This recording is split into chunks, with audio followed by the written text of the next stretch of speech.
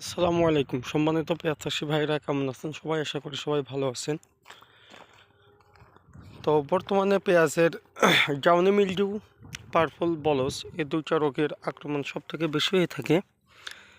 দেখতে পাচ্ছেন এই যে এইটা পার্পল বলস, জাউনি মিলডিউ, এই যে এরকম হলুদ ফোঁটা ফোঁটা হয়ে থাকে।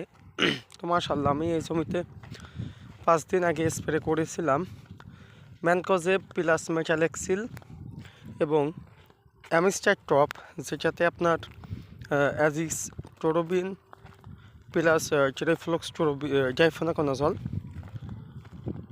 এই গ্রুপের প্রতি 16 লিটার ড্রামে 10 ml এবং ম্যানকোজেব মেটালেক্সিল প্রতি 16 লিটার ড্রামে 100 গ্রাম হারে ব্যবহার করছিলাম। মাশাআল্লাহ, পার্পল বলস কিংবা জাউনি মিলডিউ এই দুইটা রোগী প্রতিকার হয়েছে।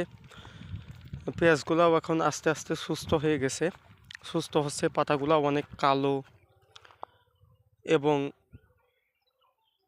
স্টিল বাই সোজা হয়ে আছে। দেখেন কোনো একটা পাতা মানে নিচে মুখ নাই, সম্পূর্ণ সোজা হয়ে আছে, মানে খুবই ভালো পরিবর্তন হয়েছে আর কি।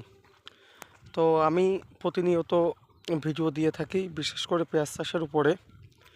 আমার পেঁয়াজের অবস্থা কীরকম, আমি কীরকম ওষুধ স্প্রে করছি, কীরকম রেজাল্ট হয়, আমি অবশ্যই আপনাদের মাঝে শেয়ার করার সর্বোচ্চ চেষ্টা করি। আপনারাও হয়তো দেখে থাকবেন। তো আপনাদের মধ্যে যদি কারোর পেঁয়াজের এরকম অতিরিক্ত কোনো আগামোড়া, সেক্ষেত্রে আপনার জাউনি মিলডু কিংবা পার্পল বলস রোগে আক্রান্ত হয়ে থাকে, আপনারা আমি যে ওষুধটা ব্যবহার করেছি এইটা আপনারা ব্যবহার করতে পারেন। এতে করে পেঁয়াজের গাছগুলো খুবই সুন্দর এবং সতেজ থাকবে এবং দ্রুত গাছের যে বর্তমানে কন্দগুলো গঠন হচ্ছে এই কন্দের আকারগুলো মোটা হবে এবং পেঁয়াজ যেগুলো হবে এগুলো চকচক হবে। এই কারণেই হবে, কারণ এই জমিতে আশা করি 15 থেকে 20 দিন আমার আর কোনো রোগের ওষুধ, ছত্রাকনাশক, কীটনাশক দেয়া লাগবে না। আর এই 15 থেকে 20 দিন গাছগুলো সুন্দরভাবে সুস্থভাবে বেড়ে উঠতে পারবে এবং ফল যে আকারগুলো ধারণ করবে সেগুলোও সুন্দরভাবে সতেজ এবং সুস্থবান হবে। তো এই ছিল আজকের মূল আলোচনা।